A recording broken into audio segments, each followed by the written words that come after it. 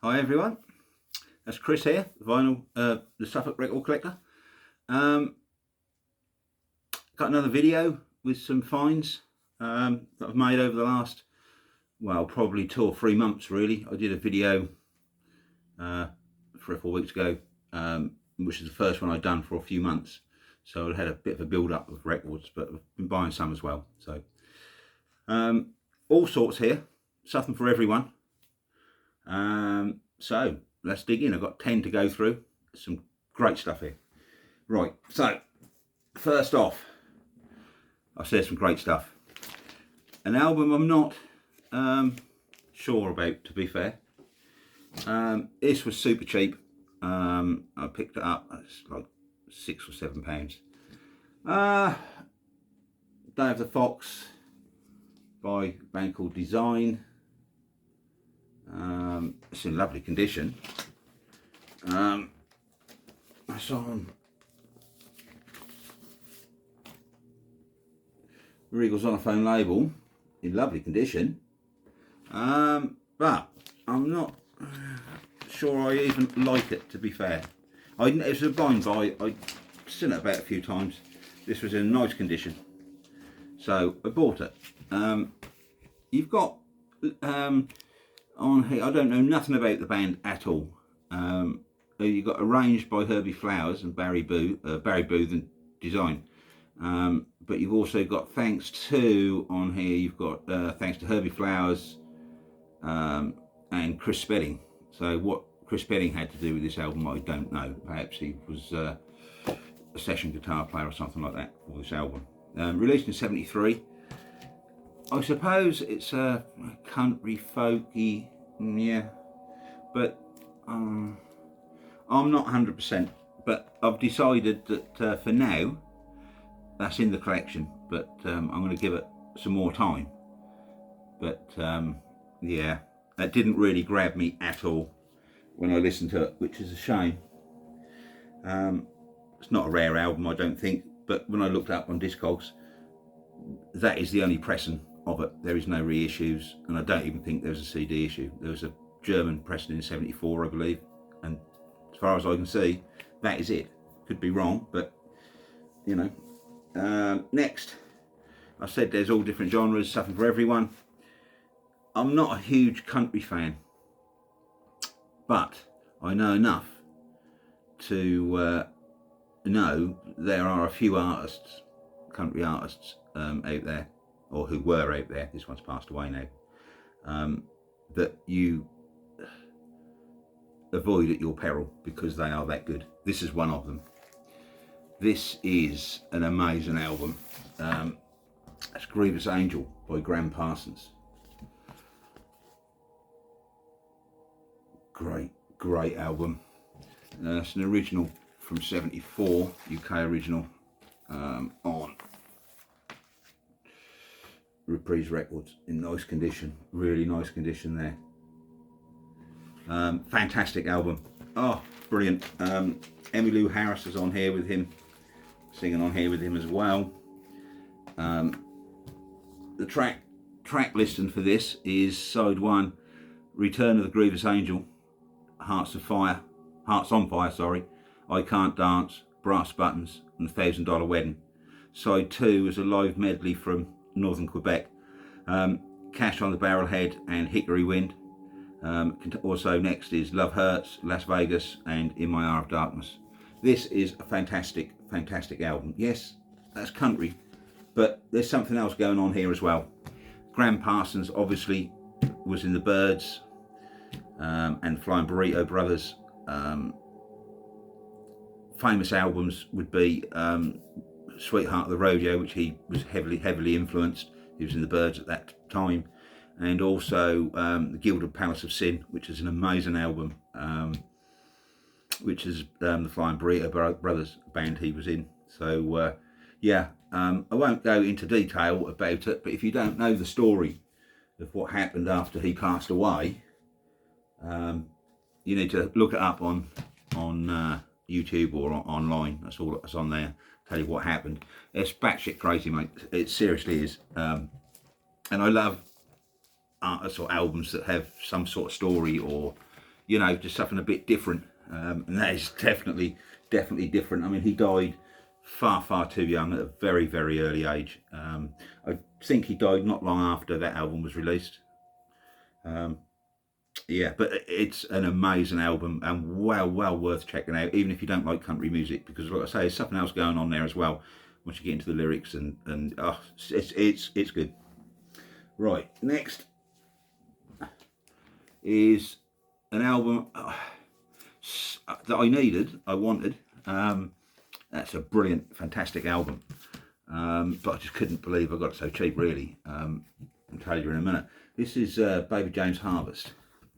This is a UK original from '72, I believe. I'll have a look in a minute, I will tell you. But I swear this is original in really nice condition on Harvest. Yeah, 1972. These first, I think there was 4 or 5 albums they released on Harvest. I can't remember now. But this is one I didn't have and I hadn't heard it. And yeah, this is good. This is good. Barclay James Harvest, once they reached finished with Polydor, they were finished with Harvest, they went on to Polydor, and to get more recognition, I believe they've become a lot more commercial as the albums went on. And they're not really, I mean, there's a few albums that are good on the Polydor catalogue, but certainly nowhere near, not all of it, not a lot of it either. So, but the albums are far less commercial, the ones that they done on Harvest, and they are all worth searching out. And they're cheap, I believe. I mean, I pick them up, they have to be a first pressing, and they have to be in nice condition, which this one is in really nice condition on Harvest. This cost me, what's you got there? This cost me about £7. And if you've heard a little bit and you don't like them, you've heard the later stuff, I urge you to listen to some of this earlier stuff that's on Harvest, because it's really good. And I hadn't heard this one before, and it is really good, highly recommended. And you should be able to find this fairly cheap anywhere. I don't think you'd have to pay a lot of money at all. I think I was lucky to get it for £7, but even so, they're not highly regarded today, but fantastic, absolutely. I just don't understand it. I really don't understand it. Right, next we get into prog. This is a Camel album from 1979. I can see your house from here. Oh, this is a brilliant album. I do like this one. Don't like all Camel albums, but this one is very good. It's not an original pressing. I thought when I bought it, it was supposed to be, but it's not. But I'm not worried because it was so cheap. It's on the Decca label. Evidently, the first pressings had that picture label. Still on Decca, but had that picture label. So, but the condition of this is really nice, and I'm not that worried because I think this cost me a tenner. So not worried about that at all, because the condition is really nice, and it is a good Camel album. It is a good one from '79. Did I say that? Yeah, from '79. So that's Camel. Nothing crazy, but a good album. Well worth searching out, and like I say, not expensive. You'll find that cheap enough everywhere. And another one, proggy type album, well, prog album really, is this one, which I didn't have. There's a reason I didn't have this, and I'll explain. This is Blind Dog at St Dunstan's by Caravan from 1976.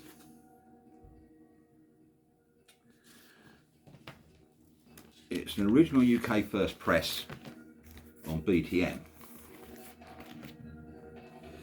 That's on the, as you can see that, the Reclining Lady label on BTM. Now, I've been after this album for a long time, and I come across it. This is a beautiful copy, I might add. But all the ones I've come across have not had this label. they have had either the Arista label, which is a reissue, when they changed labels from BTM to Arista, or the other ones I've seen have the BTM label, but they have like the large Golden Britannia, which is not the true first press, and has the reclining lady label.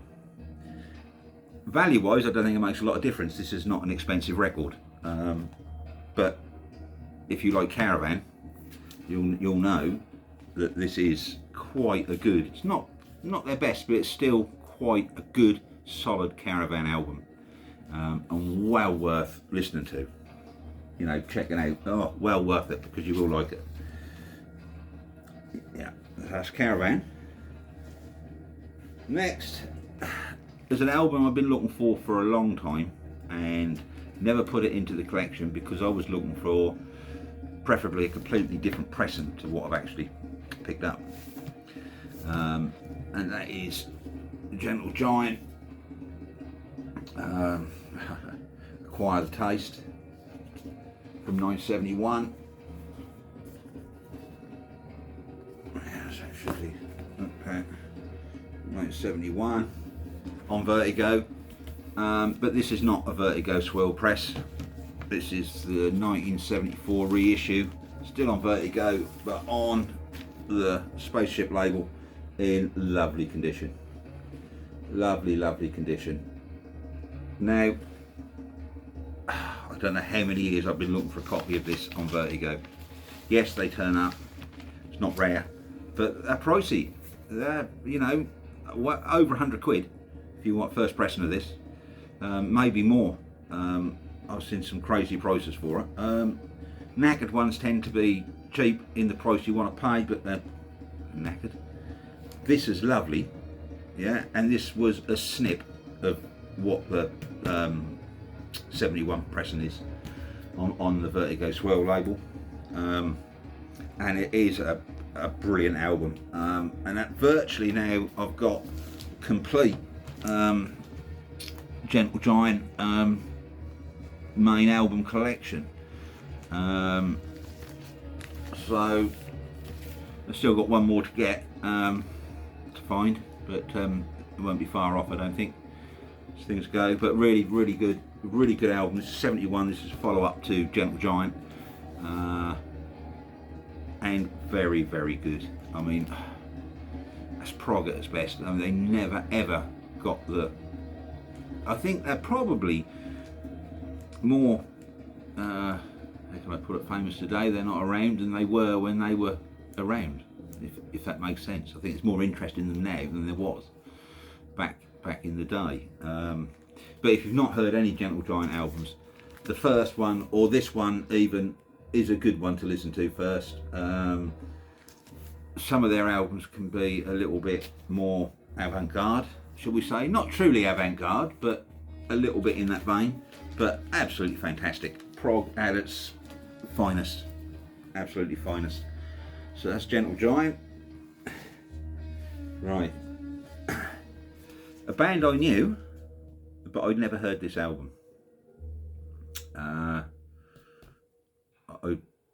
I've got another album by this band, which is the album I have in my collection anyway. The next one's an upgrade, but that's how I know this band.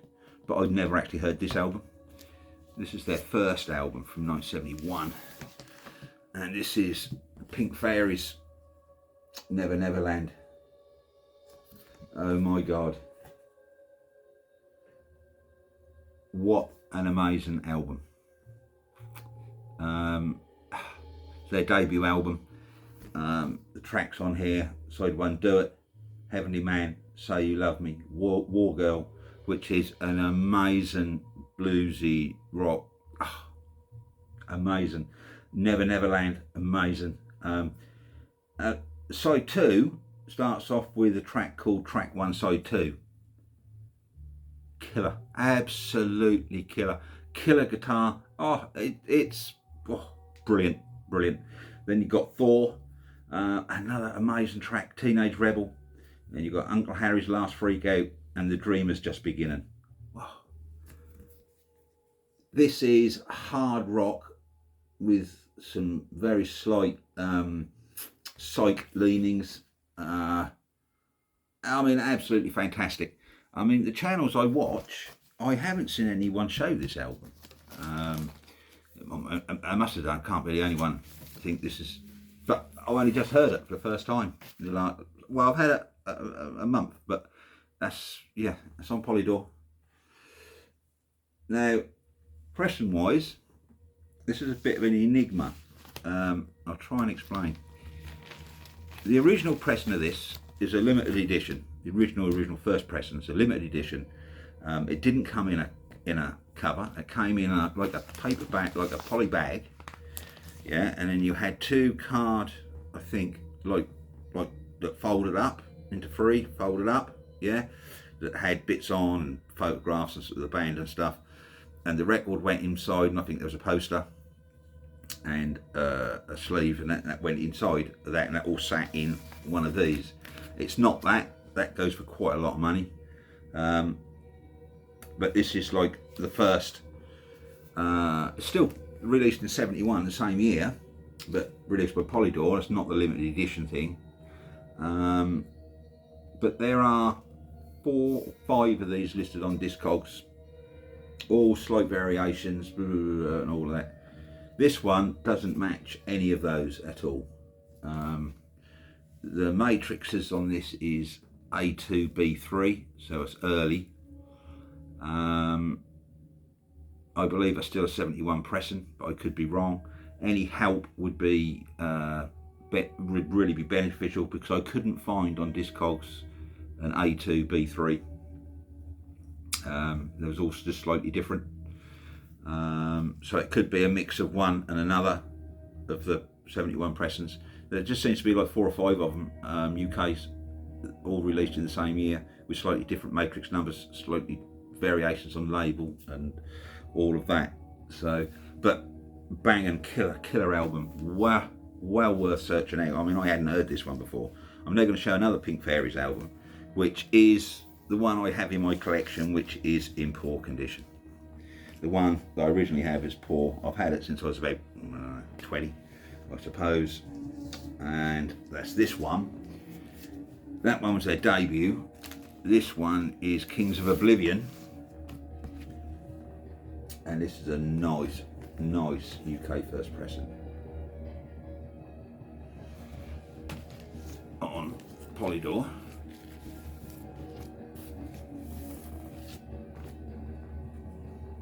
Beautiful. Now this is the album I know, I've known for years. Brilliant stuff. A little, probably if anything, a little more on the hard rock side than the other one, although the other one's still quite a heavy album. This one is just a little bit more, and they've lost the psyche bit a little bit. This is from '73, and you had Larry Wallace on big guitar, Russell on drums, and Sandy on basso profondo bass. This is in lovely condition, really is nice. Side 1, you have City Kids, I Wish I Was a Girl, and When's the Fun Begin. Side 2, Chromium Plating, Raceway, Chambermaid, and Street Urchin. There is some amazing guitar work on here. This is an amazing, great album. Well worth searching out. This is an upgrade copy for me, because mine is not in very good condition at all, to the point where you look at it and you think, do I really want to play it? No, and I haven't played it for a long time because of that. So now I've got this, I'm really stoked to have this. And when I found this other one was sitting right behind it in the same box. So I got a deal on the two, got a very good deal on them. Yeah, well worth searching out if you like your early hard rock. Yeah, the Pink Fairies are right up there. And that first one to me is a better album to me. I hadn't heard it nowhere near as much as the one I've just shown, but that first one, it's just something about it. It's an amazing album.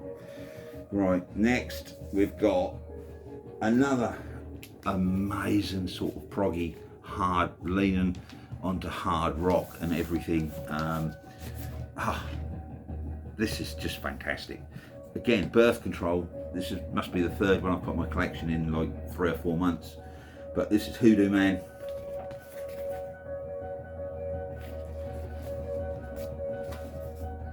Birth control.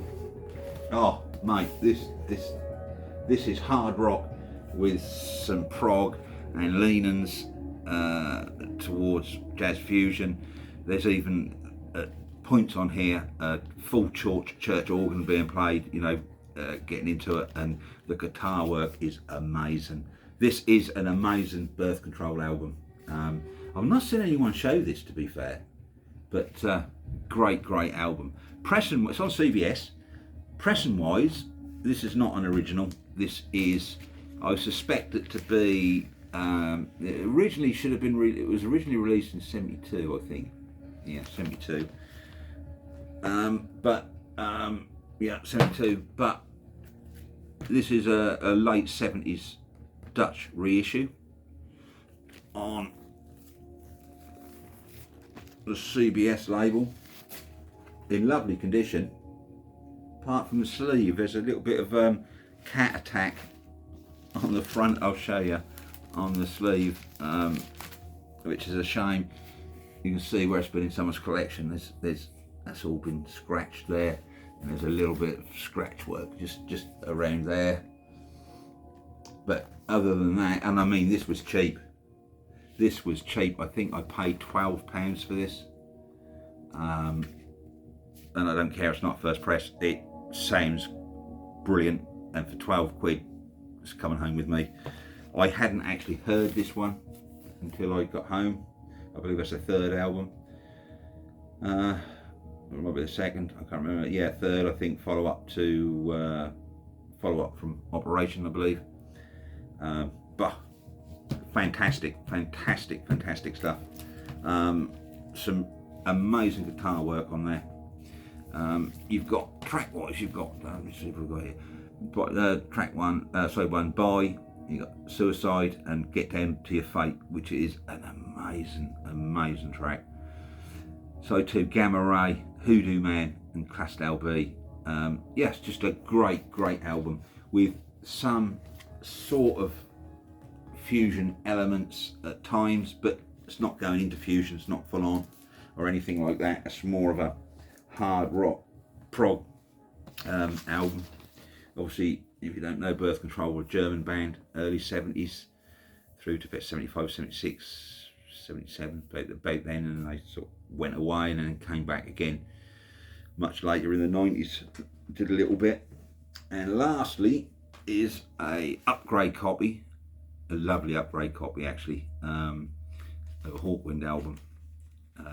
This is an original UK of Search of Space. And I mean, that is just fantastic.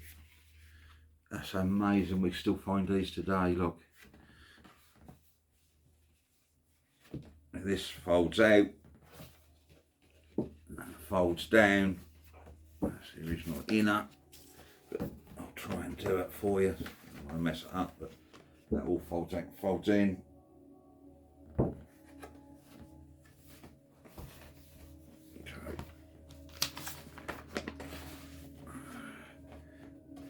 This is Hawkwind's second album from, I want to say, 72. Have a look, might be 71. 71.